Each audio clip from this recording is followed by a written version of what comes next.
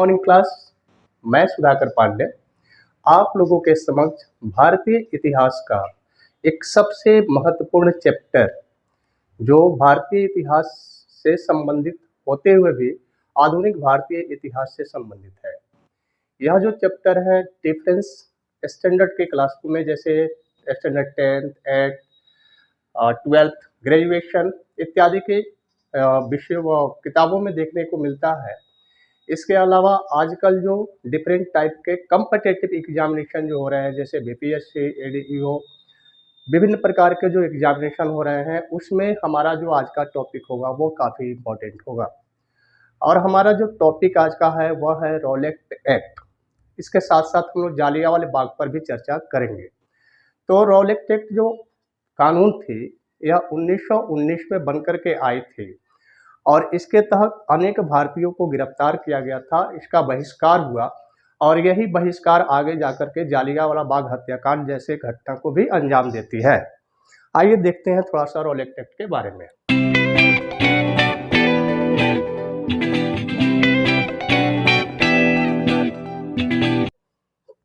तो टॉपिक हमारा होगा रॉलेट एक्ट। इसको पहले हम लोग शुरू करते हैं। Rowlatt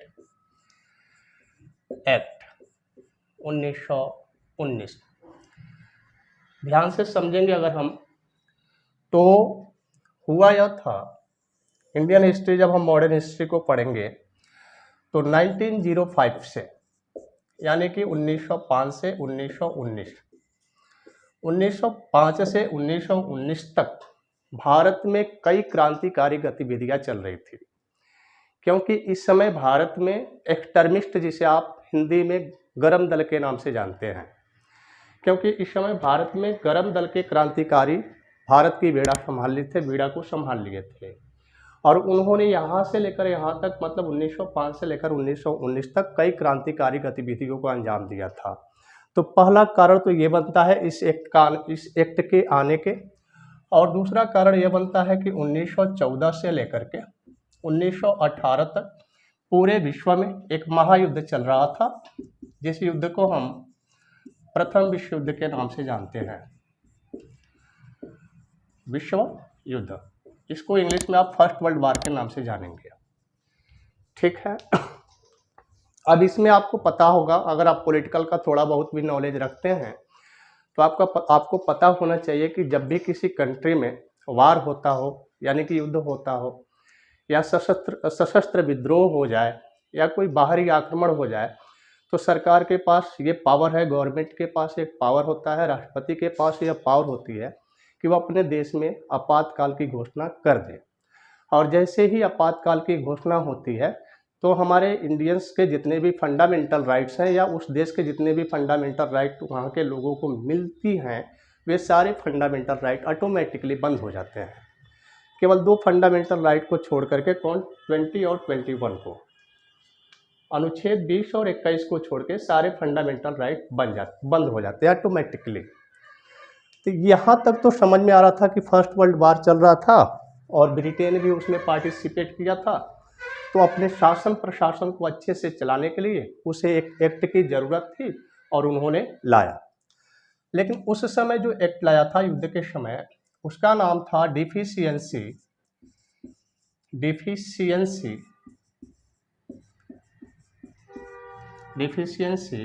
Indian act.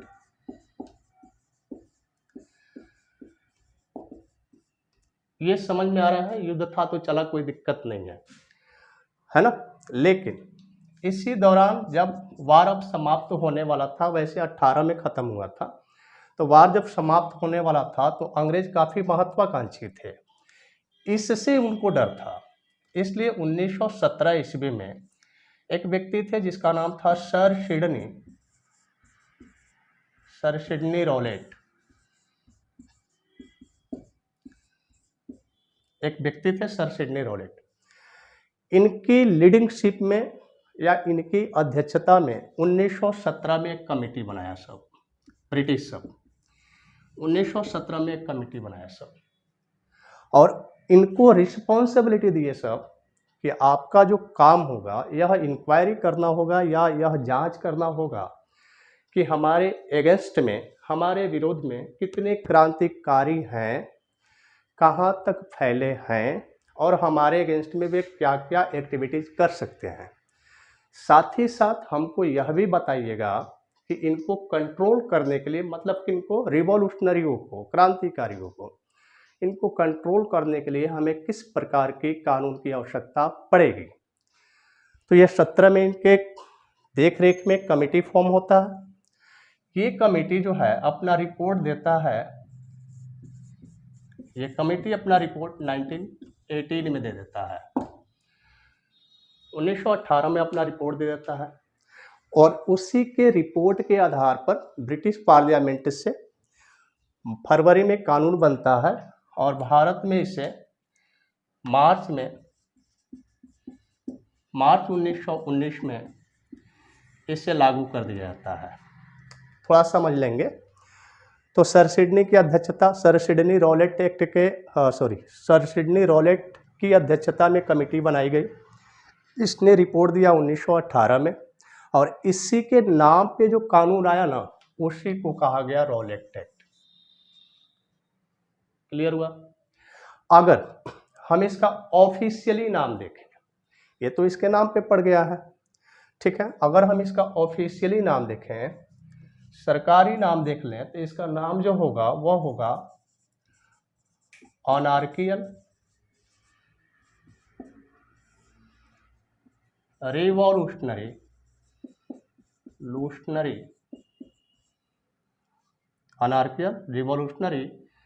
Crime act,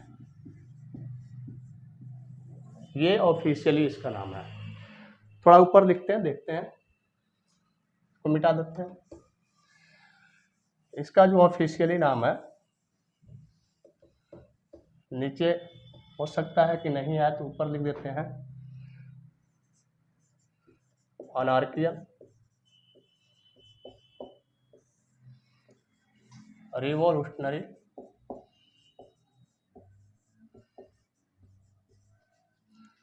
crime act.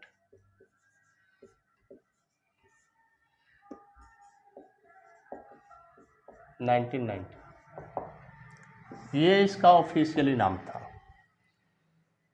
Clear हुआ? अब इस एक्ट के तहत क्या था?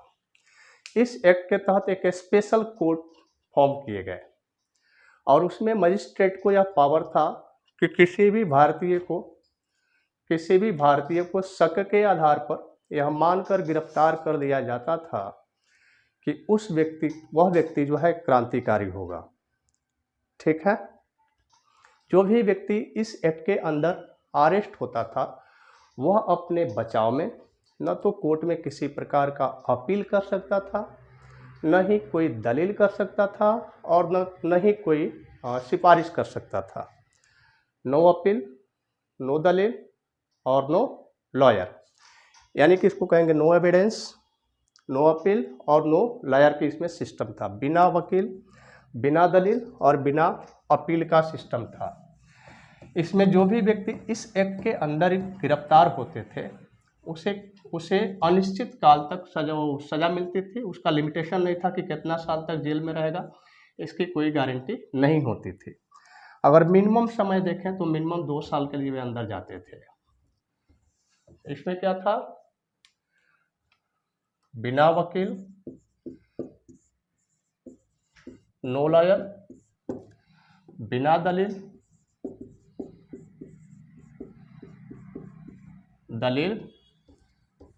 नो अपील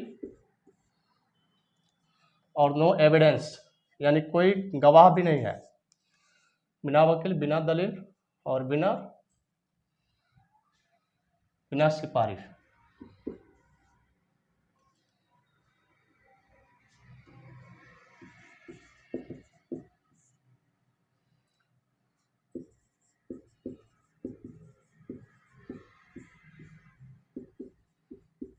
ये सिस्टम इसमें था।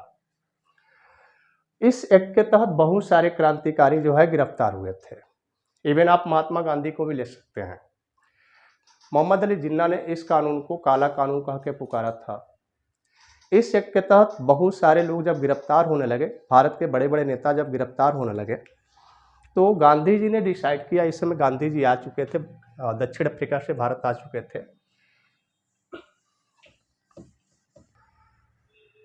तो इस समय गांधी जी आ चुके थे और गांधी जी ने इस कानून के विरोध में डिसाइड किया कि हम सत्याग्रह करेंगे। गांधी जी का हथियार था सत्याग्रह। और वैसे आप जान जाए, गांधी जी ने पहला जो सत्याग्रह किया था वो दक्षिण अफ्रीका में किया था, और भारत में उनका पहला जो सत्याग्रह होता है चंपारण सत्याग्रह के में होता है, वो नील की खेती के अगेंस्ट में।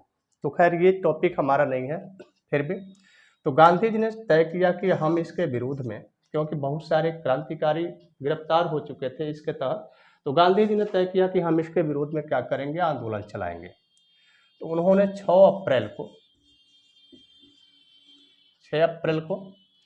1919 को डिसाइड किया कि हम इसके खिलाफ में रॉलेट सत्याग्रह चलाएंगे। रॉलेट सत्याग्रह। और पूरे भारतवासियों से अपील किए थे, निवेदन किए थे कि आप इसका बाइकआउट करें, बहिष्कार करें। गांधी जी जब बोल दिए तो क्या हुआ, पूरे भारत में इसके खिलाफ, इस कानून के खिलाफ धरना प्रदर्शन होने लगे, जुलूस निकलने लगे। काफ़ी प्रभावित रहा इनका ये आंदोलन। परिणाम क्या हुआ, और सबसे ज़्यादा जो ये आंदोलन प्रभावकारी रहा था ये पंजाब में था। तो परिणाम क्या हुआ, दिल्ली से श्रद्धानंद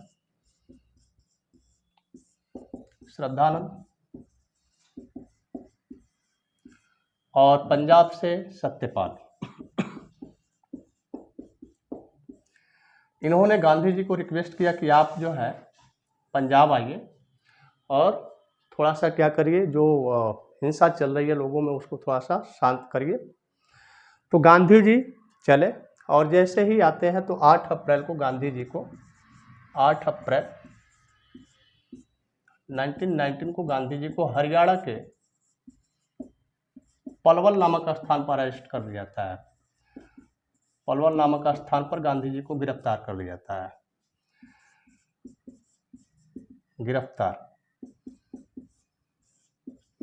8 अप्रैल को गांधी जी गिरफ्तार हो जाते हैं। ठीक है, 8 अप्रैल को गांधी जी गिरफ्तार हो जाते हैं, तो और भी हिंसा बढ़ने लग जाती है। फिर रिजल्ट क्या होता है, 9 अप्रैल को डॉक्टर सत्यपाल और किचलू, ठीक है, 9 अप्रैल को डॉक्टर सत्यपाल और किचलू क्या होते हैं, गिरफ्तार हो जाते हैं, जो आपको अमृतसर से संबंधित थे। डॉक्टर सत्यपाल और किचलू 9 अप्रैल को 1919 को डॉक्टर सत्यपाल और किचलू, ये दोनों लोग अरेस्ट हो जाते हैं। ये अमृतसर से संबंधित है। जब ये लोग अरेस्ट होते हैं तो हिंसा और भी बढ़ जाती है। क्यों इनके पे हिंसा ज़्यादा बढ़ जाती है, कि क्योंकि ये जो लोग थे ना, एक कांग्रेस का जो ईयरली सेशन चलता था, वार्षिक अधिवेशन चलता था, इसके ये वेलकम कमेटी के मेंबर थे, ये स्वागत समिति के सदस्य हुआ करते थे, ये अनाउंसमेंट था। और जब अरेस्ट हो गए तो कांग्रेस ने भी इसका विरोध करना शुरू कर दिया। लास्टली बहुत सारे लोग जब अरेस्ट हो गए तो डिसाइड हुआ कि हम लोग इसको बाइकआउट बड़े लेवल पर करेंगे, और एक समय और तारीख स्थान भी निर्धारित कर दिया गया कि 13 अप्रैल के दिन जो है हम लोग अमृतसर में मिलेंगे। 13 अप्रैल 1919 को जालियांवाला बाग जो है अमृतसर में मिलेंगे। तो यहाँ पे आप आ जाते हैं, हम जालियांवाला बाग 13 अप्रैल 1919। अब बहुत ज़्यादा जब लोग अरेस्ट हो गए थे, तो रिजल्ट क्या हुआ कि तय किया गया कि जालियांवाले बाग में हम लोग बैठक करेंगे और 2 चीज़ों पर हम लोग मीटिंग करेंगे। पहला, रॉलेट एक्ट को हटवा देना है, और जितने भी लोग इसके तहत अरेस्ट हुए हैं उनको रिहा करवा देना है। तो ये तय किया गया। कब? 13 अप्रैल के दिन बैठक होने वाला था। कहाँ पे है जालियांवाला बाग? अमृतसर में। बैठक जो था वह 4 बजे शाम को, 4 बजे शाम को या पीएम कह सकते हैं, में डिसाइड किया गया। बैठक 4 बजे शाम को डिसाइड किया गया। ठीक है। जैसे ही इसकी सूचना जनरल डायर को पता चलती है, वो क्या करता है, 9 बजे ही क्या करता है, 9 बजे ही यहाँ पे मार्शल लॉ लागू कर देता है। इस शहर में मार्शल लॉ को लागू कर देता है। ठीक है। अब इसके तहत क्या नियम था कि बिना पास के, बिना परमिशन के कोई व्यक्ति रोड पे नहीं जा सकता है, कोई व्यक्ति सभा नहीं कर सकता है। अब थोड़ा जालियांवाला बाग की कंडीशन को थोड़ा हम देख लें। तो जालियांवाला बाग जो था एक बगीचा नहीं था, गार्डन नहीं था, बल्कि जालियांवाला बाग एक मैदान था, फील्ड था, जो चारों ओर ऊंची ऊंची दीवारों से घिरा हुआ था। ठीक है। आने जाने के एक रास्ता थे, आने जाने के एक ही रास्ता हुआ करते थे। इस बाग के अंदर जहां तहां पेड़ लगे हुए थे, बीच में एक कुआं था, और ये जो बाग थी ना, जल्ली नामक व्यक्ति की प्रॉपर्टी होती थी, जल्ली नामक व्यक्ति की संपत्ति थी, इसलिए इस बाग का नाम पड़ गया था जालियांवाला बाग। यहां तक क्लियर हो गया। इस बाग का जो प्रयोग होता था 2 चीजों में होता था, या तो मेला लगेगा या सभा हो सकती है। तो 13 अप्रैल जो था ना, उस दिन बैसाखी का मेला लगने वाला था, और यहाँ मीटिंग भी बुला दिया गया था रॉल एक्ट के विरुद्ध में, और जो क्रांतिकारी अरेस्ट हुए थे उसके विरुद्ध में। तो इस मीटिंग में बुलाने पर क्या हुआ, 20,000 लोग पहुंच गए। 20,000 की संख्या में लोग यहाँ पे जमा हो गए। शांतिपूर्ण क्या हो रही थी, सभा चल रही थी। और जैसे ही जनरल डायर को क्या होता है, आर डायर, 2 डायर थे, एक ओ डायर एक आर डायर, तो ओ डायर ने आदेश दिया था और आर डायर आकर के गोली चलाता है। तो अपने सिपाहियों के साथ आता है आर डायर और बाग को चारों तरफ से घेर लेता है, और बिना किसी सूचना के वो क्या करता है, गोली चलाना शुरू करता है कि आप लोग बाग को खाली करें। ऐसे परिस्थिति में जब गोली चलती है तो कितने लोग तो गोली के शिकार हो जाते हैं, कितने लोग जान बचाने के लिए कुआं में कूद जाते हैं। और देखिए एक कुआं है, 20,000 लोग हैं, तो कुआं में कूद कूद के लोग मर गया, एक के ऊपर एक कैसे दब दब के लोग मर गया था। ठीक है। इस घटना में ऐसा माना जाता है कि कम से कम 1,000 लोग मारे गए थे। पेपर में छपा सुबह में 1,000 लोग मारे गए हैं। डायर गुस्सा आया, पेपर वाला को बुला, इधर आ, 1,000 लोग मरा है, बता तो मेरा कौन कौन मरा है। तो गड़बड़ हो गया, वो नहीं बता पाया। तो ऐसे परिस्थिति में कहा गया कि नहीं, 1,000 लोग नहीं मारे गए हैं, 379 लोग मारे गए हैं। तो 2 डाटा आपको याद रखना पड़ेगा, एक 1,000, एक 379। अगर पूछेगा सरकारी रिपोर्ट के अनुसार कितने लोग मारे गए हैं, तो 379 लोग मारे गए थे सरकारी डाटा के आधार पर। नॉन गवर्नमेंटल रिपोर्ट के अकॉर्डिंग 1,000 लोग इसमें मारे गए थे। ठीक है। तो यह नरसंहार जो है बड़े पैमाने पर हुआ, और इससे उधम सिंह जो थे, उधम सिंह और भगत सिंह, ये काफ़ी इससे, इस घटना को देख के प्रभावित हुए। और लास्टली उधम सिंह ने क्या किया, डिसाइडेड कर लिया कि हम जनरल डायर को मारेंगे, जनरल डायर को हम मारेंगे। तो उधम सिंह ने क्या किया, योजना बना करके एक अपना छदम नाम रखा, राज मोहम्मद सिंह। उधम सिंह ने राज मोहम्मद सिंह नाम से अपना वीजा बनवाया, राज मोहम्मद सिंह, ये आपके उधम सिंह है। ठीक है। और 1940 में जाकर क्या किए, 13 मार्च 1940 को जाकर के जनरल डायर की हत्या कर देते हैं। ठीक है। उनको अरेस्ट किया जाता है, और इस तरह से 31 जुलाई को उनको फांसी भी हो जाती है। 31 जुलाई 1940 को फांसी होती है। यहाँ पे हत्या करते हैं डायर की, और यहाँ पे इनको फांसी हो जाती है। और इस तरह से आज़ादी के बाद लगभग आज़ादी जब हमको मिल जाती है तो 1974 में इनकी अस्थियों को भारत लाया जाता है। तो ये कुछ आज का टॉपिक रहा। Thank you.